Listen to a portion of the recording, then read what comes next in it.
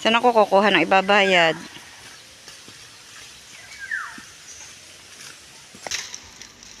Ipunin mo sa isang diyan. Ay, din na nga. Ay, may na po ng aming mga pinagkainan. Ang amin pong iniulam ay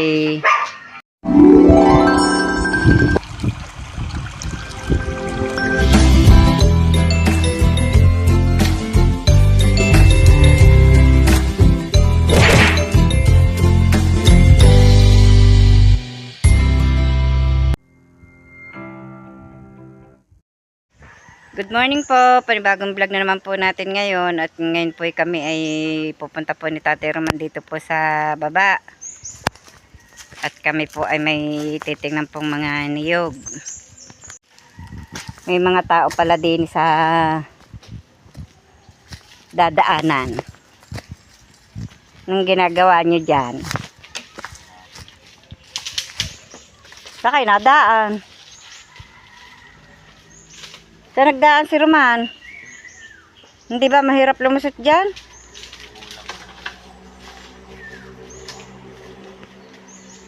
Hirap dumaan diyan. Natumba po ang mga buho. Dapat pala yung napuputol na. Mga buhong iyan. Ay, sisipag. Sa amin nyo nadalhin yan. Walang kahit sa amin.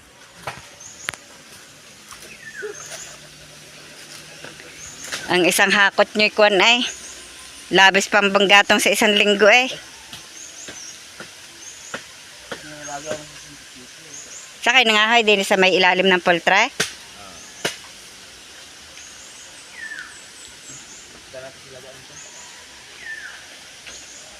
Mahirap yata lumusot dyan ah. Yo, may ang palaya pong ligaw oh. Ligaw nga nasa gubat eh. Ay, kiraan nga ako din eh. Parang ang hirap lumusot. Ang hirap po lumusot kahit ako'y maliit.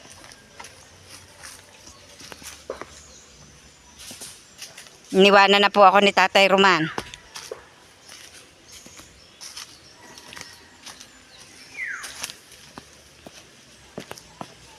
Nasaan na kaya ayon?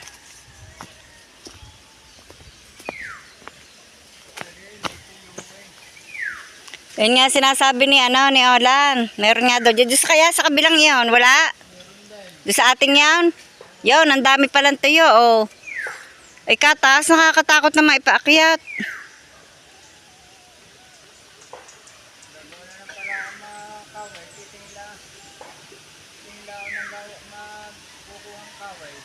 Humanap ka ng dini sa buhong are. Baka meron.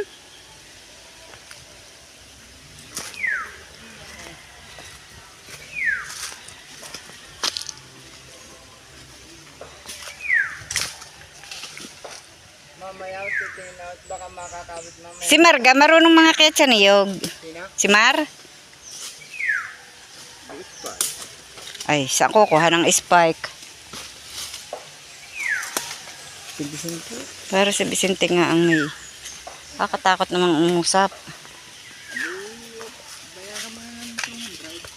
Saan ako kukuha ng ibabayad?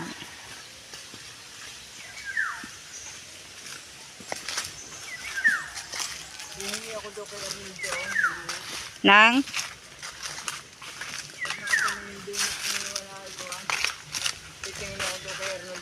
Nang ano? Ang dawan tigay. Kahit dalawang duktong abot yan mga tuyo naman. Tumaas na ng tumaas po ang puno ng durian. Ang laki na ng katawan, oh. Laki na ng puno. Sarap na ipalagari niyan, ano? Ipalagari na pala.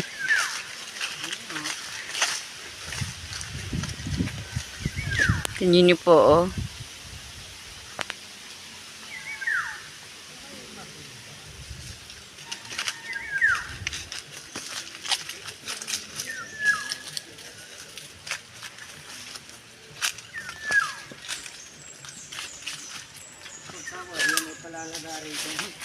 Sayang aring kahoy na ari. Digi ari kalay.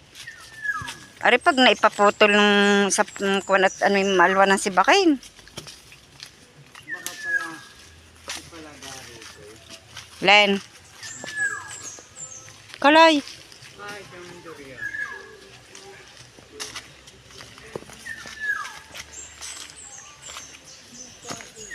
Ari kahoy. Oh.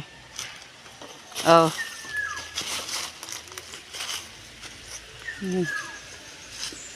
Paningin dyan ng... Pag ano mo ako ng kahoy na madadala pataas. Hindi po, gubat na gubat. Oh. Nandito po kami sa gubat ni Tatay Roman. Dami po ng kahoy. Naririnig niyo po yung huni ng ibon.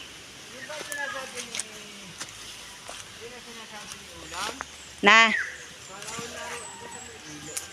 Hindi, di nga. Sa may buho din eh. Kaninang sako yan?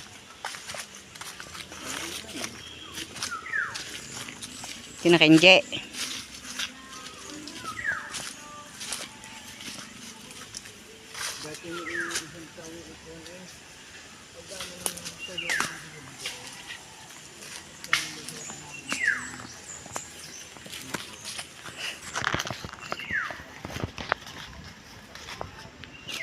Layo ng lalakad po namin ni Tatay Roma. Makadala kaya ako pataas ng kahoy.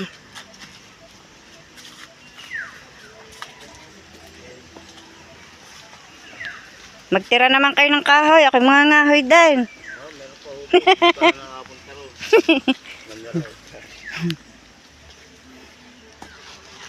Kala may makakadala ng daming-dami eh.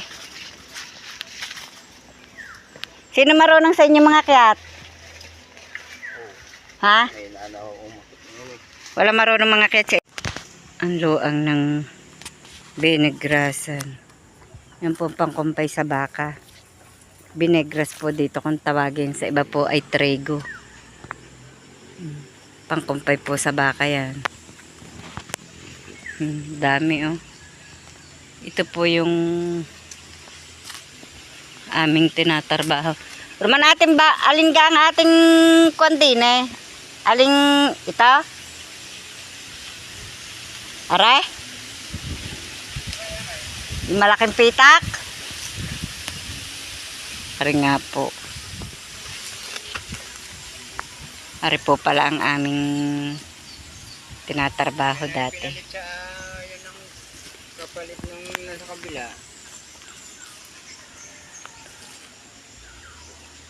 Diyan kaya walang mga kalay, nalaglag, nasanga. Sarap magbahay dito. Kaya nga, kung ako naman ang tag-itaas, ako din magbabahay. Kahit ba, bumili na lang ng solar para may ilaw, ano? Na? Dini sa patag na ari. Walang aalalahaning gogoho. Dito tayo magbahay.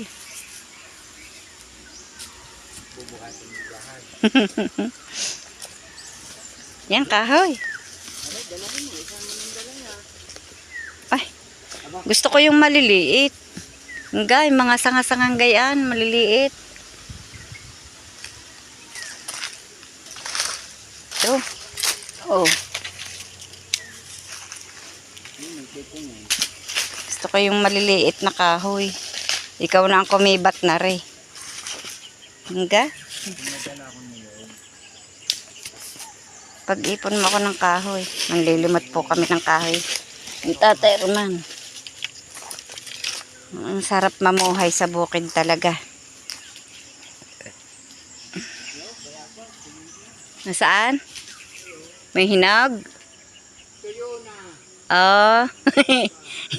Sanga pala. Ay, namatay na pala yan. Nga? Panguhanin mo nga ang sanga. Yun.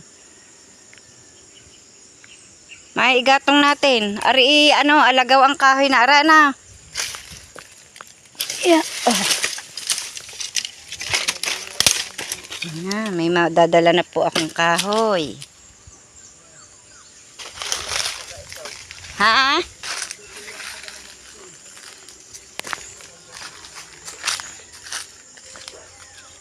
Agad, parang agad na agad ang niyog. Ano?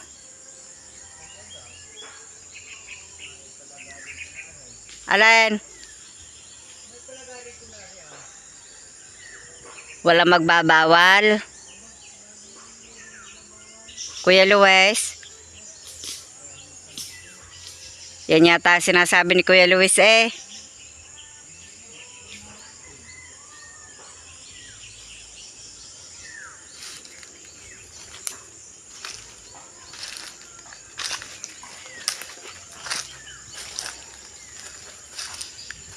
Natuyo po ang ang bayabas. Namatay na.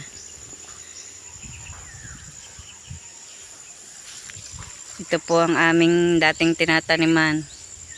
Isang maluang napitak na ito. Puro pang kumpay po sa baka.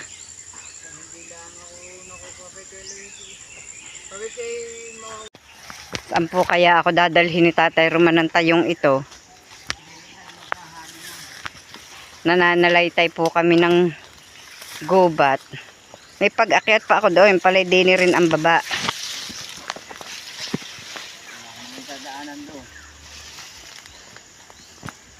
Ari pa, kahoy ari ah. Hindi ka kahoy ari. Ang dami ng buhong. Siguro dito na mutol si Vicente, ano. Maniningin po kami ng niyog din sa lagnasan. Ha?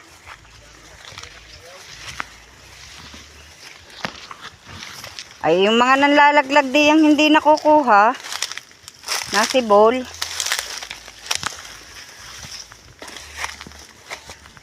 Yan. Tingnan nyo po, oh. Mga kahit mga pala-pala pa. Wag! Baka yung makakalat diyan sa ano eh. Malat na lang siya. Saan ka naman yan sa ba siya makakarating na apoy siya. Para naman malinis-linis aray. Ay, ipunin mo. Ipunin mo sa isang diyan. Aray, din na nga. Ay, may mga katabing mga tuyong Kakalat mo pa yan. Ay, ari pa, oh.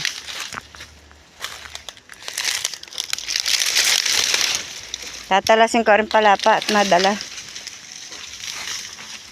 Pang man lang doon sa atin.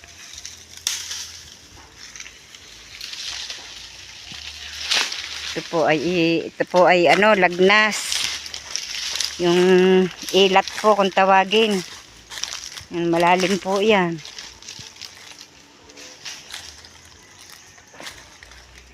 May ilat. Yan.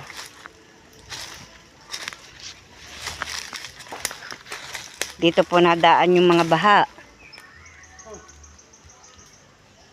Aba. Anong ginagawa nyo dyan? May tao pala doon sa baba. Kaya pala may naglalagapakan.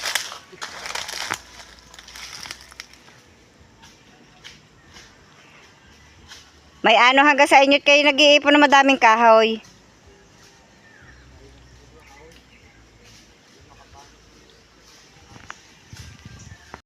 At ngayon po kami naririto na po sa bahay at nakauwi na po kami tataraman. Kakaunti po ang aming nakahoy. Yan po lamang, oh. At wala na pong makuha sa gubat at mga sariwa pa. Ang banas po. Yan po si Tatay Roman. hello. Magandang tanghali mga kabrasap. Magpapagupit po yata. Naghikab ako sa pagod. Nakagat pa po ako ng putakti sa baba. O, tingnan niyo po pula. Nakagat po ako tsaka po sa batok. Paghila ko po ng kahoy may putakti po pala. Ako po yung napangagat. Buti na po lahat ako hindi papagaan. Kung ako po papagaan, lalaki po rin baba kong are.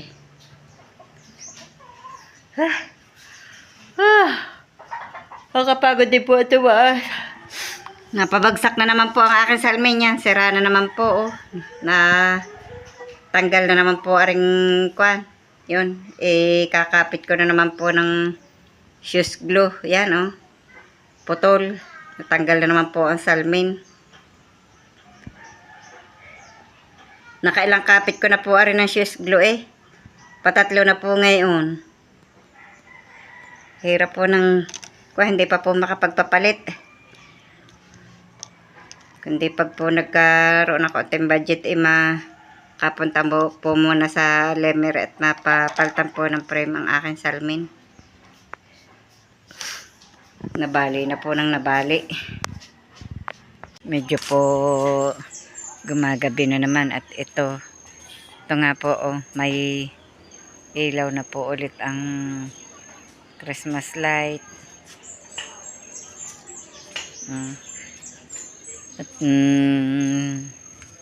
si Camille po yata ay nakaluto na yata ng aming hapunan. At ako po kay Robelyn po nagpapagulay.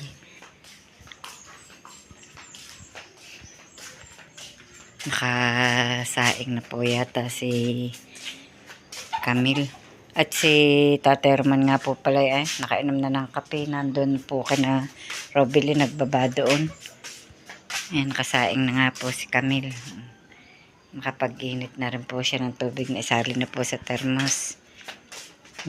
Hapon na nga po, maya maya gapon dito may dala po si Camille na alamang kung saan binili ni si Jessa po pala. Alamang 140 daw po ang isang grapo na ganito. At mga ngain po yata ng mangga. Mga manok po yun. Mga nahapon na mga manok. Nahapon na mga manok.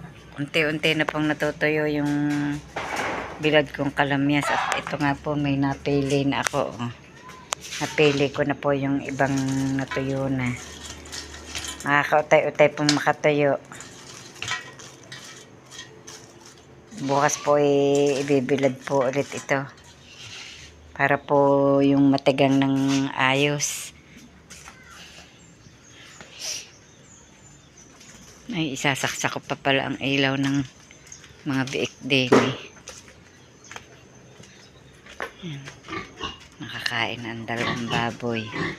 Tsaka po aring inahin din Hindi ko pa po muna binibigyan ng pakain ng mga biik at yan po ikinapon. Nako, hindi pa pala naayos ang bumangon. Ayusin ko muna aring kung ilaw ng biik para po mamaya pag pinailaw ay hindi po madilim nga po dito. Yan. Sige, dede na kayo. Nais ko lang yung ilaw nyo. Nais ko lang po ang ilaw ng mga biik at akin na pong paiilawin.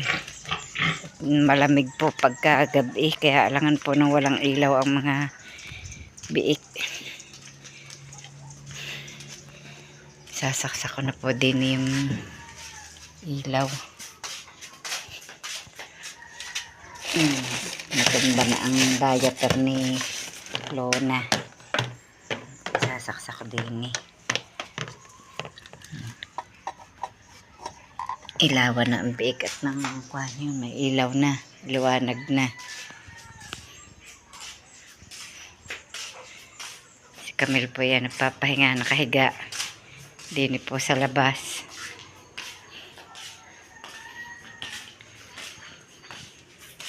Wala mga bintana atin po munang isasarado. Nagabi na. Kung sa matatanda po ay orasyon na. Matatanda po sa una. Basta po alas 6 na ng hapon ay kailangan may ilaw na ang bahay at sarado na ang mga bintana. Pinaka-orasyon.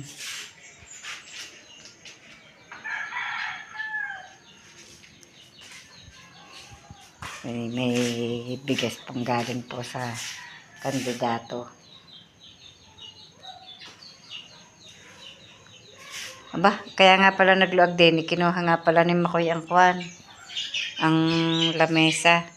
Yan, nag-aagawan ang mga manok sa hapunan. Yun, ang laglag na ang dumpo na hapon sa kalamyas ang iba. Mga sisiw.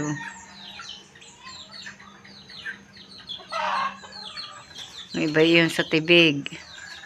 Nahapon na rin naman nga mga sisiw eh. Naaway naman ng malalaki. May Indian mango po si Jessa. Kaya ari po yata binili pa. Kung saan daw galing aring manggang ari Jessa ay Kamel?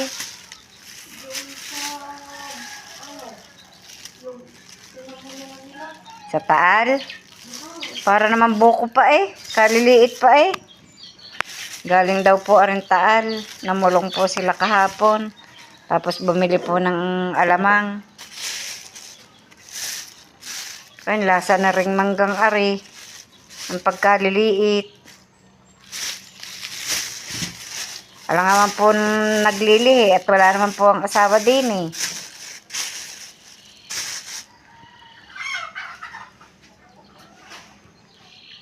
Ang manggay kaliliit. Kami nga pa kumain na ng hapunan at narito po si Camille at niya nagliligpit na po ng aming mga pinagkainan. Ang amin pong iniulam ay gulay na manggo na may sayote. At saka po tuyo at itlog. Ulam po ng taga-probinsya. May pambasa.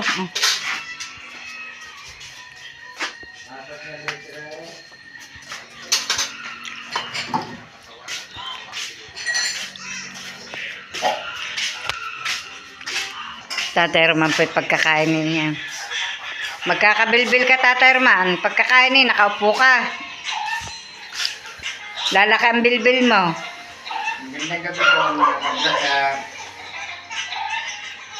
Ang bata po yan. Busy din ang pagsiselfon ng bata.